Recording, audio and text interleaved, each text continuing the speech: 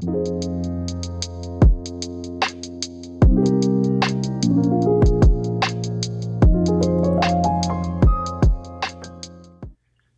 I'm going to do something a little different. Longtime viewers of my channel know that what I like to do normally is compare different pressings of the same performance to get to the bottom of it, to see which one actually sounds the best and which one is my favorite.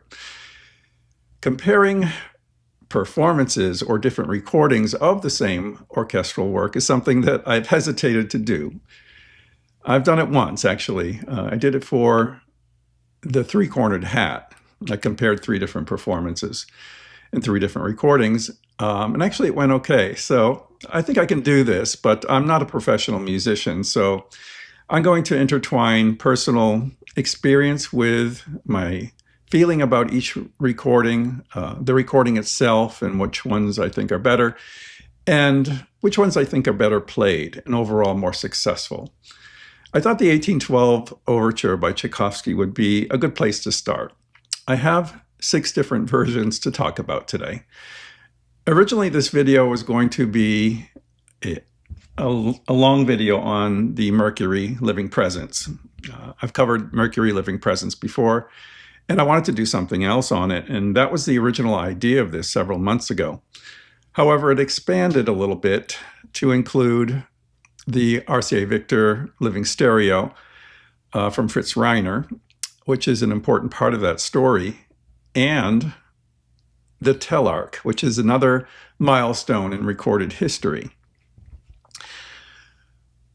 As I thought more about it, I said, well, I've got a couple of more versions of this. Maybe I should try this. So that's what we're going to do today. I hope you'll stick with me and learn a little bit about 6 different recordings of Tchaikovsky's 1812 Overture, a work that was written in 1880 to commemorate Russia's successful resistance of Napoleon's invading army. It's a patriotic work. It is a work that was originally commissioned to be used at a festival. So this was supposed to be performed outside in the open air. It includes a couple of things that you can't do in the concert hall, and they're written into the score. There includes cannon shots and carillon bells. It's quite a spectacle, and even if you think you think it's a slight piece of music, it is written by Tchaikovsky, and even though he had to be a little bit forced to do this, he was a little resistant at first. What resulted is a piece of music that is spectacular. There are many recordings of this. Most of them are billed as stereo spectaculars because of this cannon shot and pealing of bells that occur in this score. However, I tried to focus on the musical part first, and then think about how well integrated these other elements are. Obviously, these can't be done in the concert hall. They have to be recorded separately and then mixed into the tape. Some did it more successfully than others. Some didn't do it at all and just recorded the musical performance and skipped all of the extra bells and whistles, so to speak. I want to start with one that I think you can avoid. It's this. I recently showed this on the channel a couple times. This is RCA Victor's 1812 Overture Stereo Spectacular by Morton Gould and his band. It features bells and cannon. I love the cover of this, so I used that as the thumbnail. It is a shaded dog. It is a 1S pressing. I have 3 of these now. I just picked up one in that thrift store box that I talked about in the last video. Well, this was RCA's answer to Mercury. What happened is the first that came out, or the 2 that came out prior to this were this one, Reiner's version, which is LSC 2241. Reiner skipped the bells and cannon. Mercury had a competing version out around the same time. It's this one. This had all the artillery and bells, and it was quite spectacular. And as a result, this sold like hotcakes, and Reiner's sat languishing in the bins. After some time, RCA pulled this, and there's only, I think, a first pressing of this available in its original pressing. This is actually the Analog Productions version. I also have a Victrola of this. So let's talk about this. RCA felt they needed to get a version out there with cannons and bells, so they did this one to replace the Reiner. This is LSC 2345. It has extensive notes from right here, all about how the lengths they went to record this. The thing is, this is not played that well. It's recorded in Manhattan Center, which is okay. It's not the greatest hall. It talks about how they went to all these lengths to, hang curtains in there and change the reflective surfaces and multi-miking this to the point where it sounds put together. It sounds artificial. It doesn't have the natural balance of the best 1812 overtures. And even the effects, the cannon and bells, are not recorded really well. I was thinking that, the cannon shots are really kind of muted. They're not really as vivid as they are on some of the other recordings. But really the musical performance, the conducting, and I think the playing as well, it just doesn't come off that well. It seems like a hi-fi spectacular, and that's how it was billed. It doesn't have the substance that I really want to hear in 1812, and I heard in several of the other versions. So while it's an interesting anecdote in history, this one I think is not worth searching out. If you find it, of course, and it's a 1S, grab it, but I didn't think it was that great.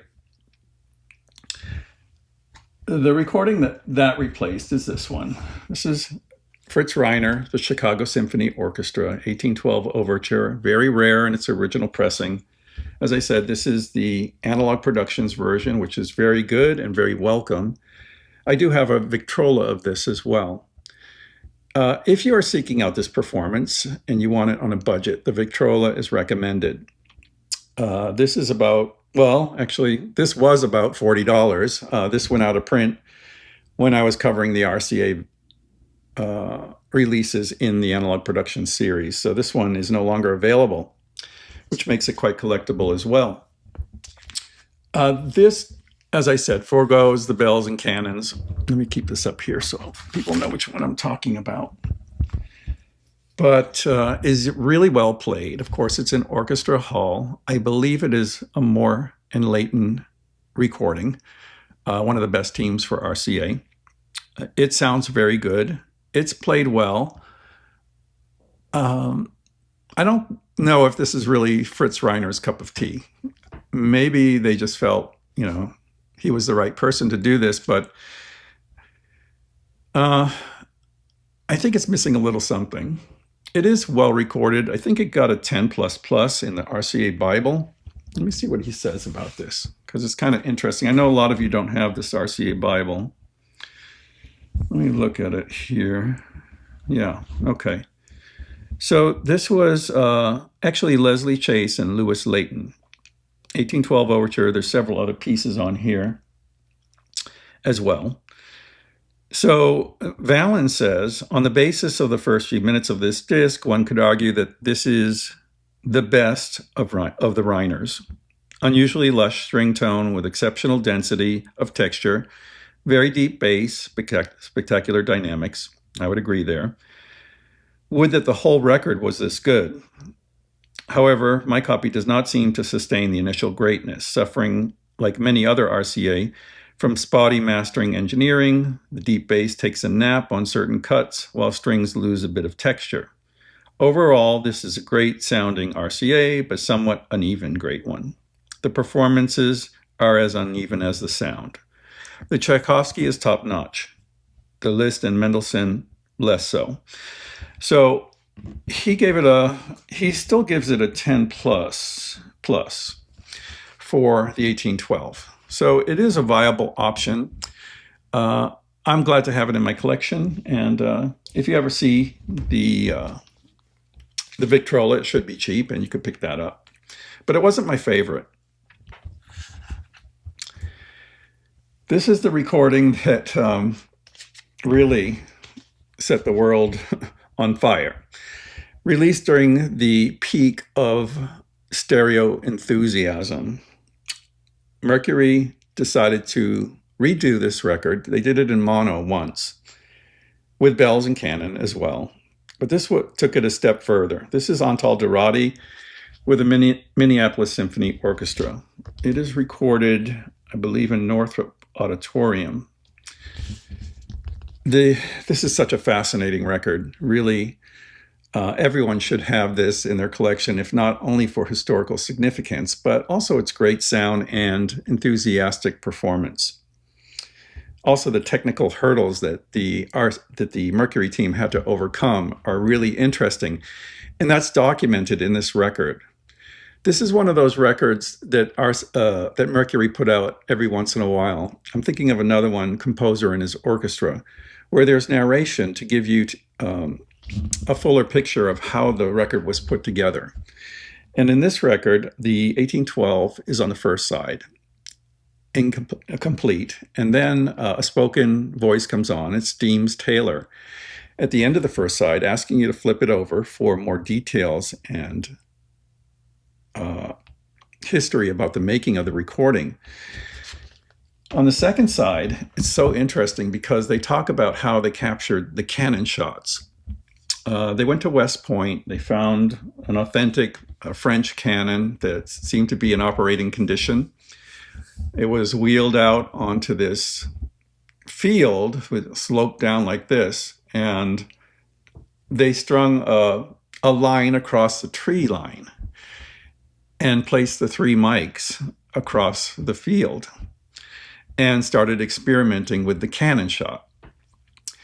They had some problems with the first recordings because they heard a metallic ringing and they didn't know where it was coming from. They did a quick search of the area and they found that there was a oil drum, a big oil drum, like off in the left field that had to be moved or else they couldn't get this cannon shot right. So they had the cadets of West Point go there and actually roll it down the hill and get it out of the way.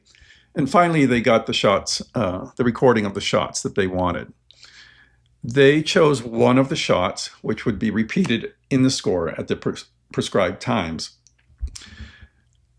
Also, the carillon bells are very interesting to me because I've heard this carillon in person. They chose it's a Laura Spellman Rockefeller Memorial Carillon at the Riverside Church in New York City. I lived on the Upper West Side for a while, and I used to hear that carillon at least once a week, playing a program of music, and it was so beautiful. I never went inside or saw the carillon besides looking at the tower, but Mercury parked their mobile truck outside and they ran, miles of cable up into the belfry.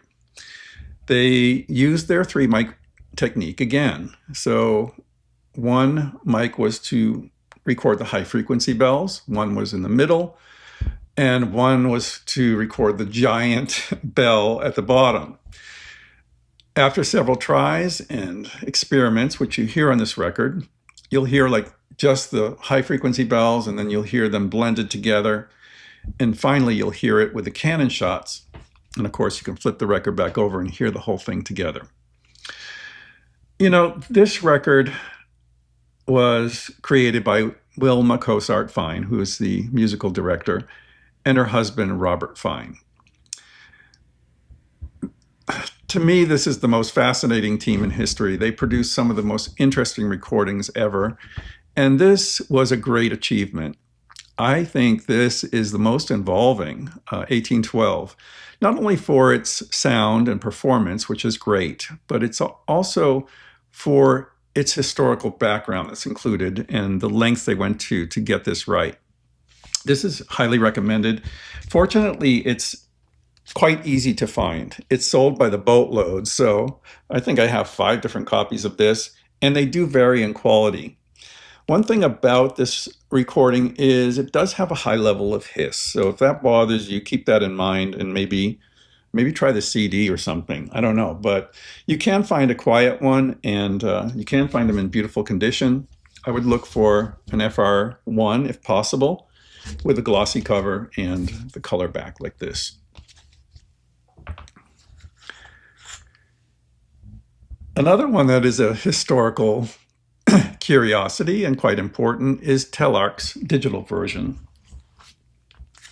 This is recorded by Reiner and Woods. So they were a very talented recording team working at the dawn of digital recording. And Telarc was at the forefront of digital recording. This is a famous one. It is Erich Kunzel and the Cincinnati Symphony Orchestra. This is recorded, where's the recording? I always forget the name of it. The Cincinnati Music Hall, and utilizes the same techniques that Mercury did. So they went out and they recorded the cannon shot and the carillon as well. This is a very vivid recording. It probably has the most clean modern sound of any. The performance is more than adequate. Very good. The thing that's famous about this record, though, is the grooves.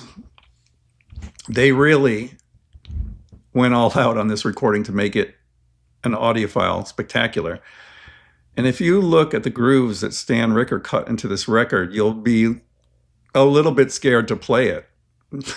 Actually, I just played it recently on the Perpetuum Ebner as like a final test.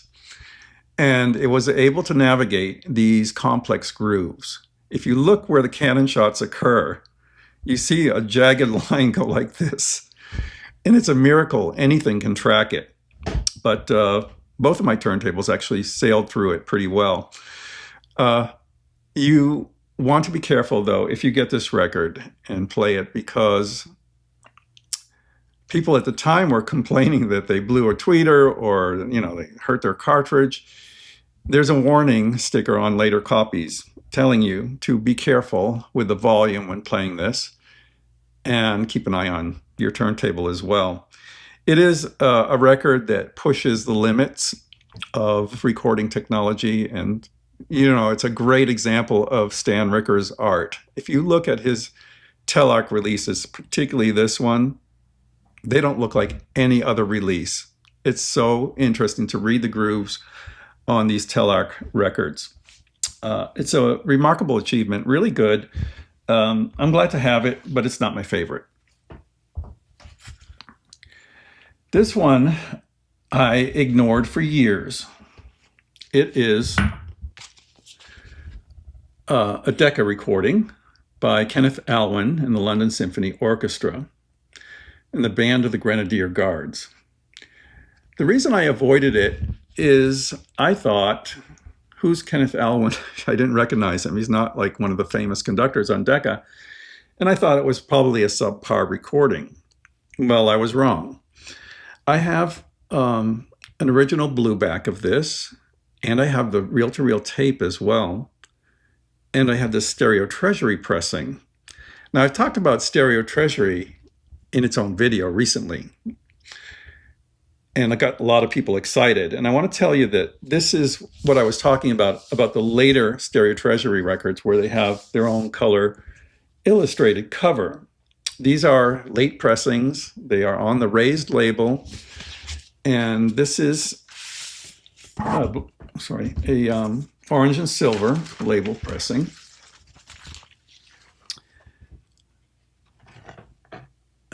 Can you see the raised label? Yeah. So I remarked about how good these are. Look at the amount of dead wax on there. This is mastered by Ted Burkett. He'll see a G in the dead wax. This is amazing. It really sounds good. Very polished playing from the London Symphony Orchestra. And even has cannon and bells, if I remember correctly. But, you know, I don't think they were done with the lengths that some of these other labels like Telarc and Mercury went to. But the musical sections of this are really good. I'm not sure who recorded it. It may be Kenneth Wilkinson, but this is a great bargain if you are looking for an 1812. Maybe you're not a super fan and need to have 6 copies of it. This is a great one, and it has Capriccio Italien, which most of these do as well, and March Slav. So a great record, highly recommended. This is wonderful. A surprise one that I pulled out at the last minute when I searched my Discogs to see if I had any other versions of this is this one. It is in the Omnibus box set Festival of Light Classical Music by Reader's Digest. We talked about this in its own video. I treasure this box. It is so good. It is the best bargain in classical music. Really good. The recordings are so fine. All done by Kenneth Wilkinson, produced by Charles Gerhardt, featuring many top conductors of the day. And the 1812 disc, I pulled it out, and it's conducted by Alexander Gibson and the New Symphony Orchestra of London. This is amazing. The recorded sound on this is fabulous. It has all the hallmarks of a Kenneth Wilkinson recording. Really good. Wonderful, wonderful separation. Great sense of the hall, which I don't know what it is, but you get a great hall sound. Excellent reverberation and decay. Wonderful clarity and balance. Deep bass. Great string tone. Everything is arrayed perfectly in the soundstage. This is a sleeper. I love it. It has bells and cannons as well. You know, they're maybe not as vivid as, say, the Telarc or the Mercury. But, you know, it was so fascinating to go through these. I'm trying to figure out which one's my favorite, but I know which one's not my favorite, and that is the Morton Gould. I'm also not crazy about the Reiner, even though I'm a big living stereo fan. I think it boils down to the Gibson, the Alwyn, and the Mercury. And for nostalgic sake and the quality of the performance and the engineering that went into it, I think the recording of the Mercury is probably my favorite. The pressings are not my favorite. It's really hard to find a very quiet one that doesn't have hiss. So these other 2 versions, the Kenneth Alwyn version and the Alexander Gibson, are wonderful in terms of sound quality, quietness of vinyl, and so forth. The performances are great too. You really can't lose with the London Symphony Orchestra or the New Symphony Orchestra of London. So those are my thoughts on these versions of 1812. I might have missed one that you love. Please let me know in the comments what's your favorite 1812. And until next time, I'm Scott for the Pressing Matters. Have a great day.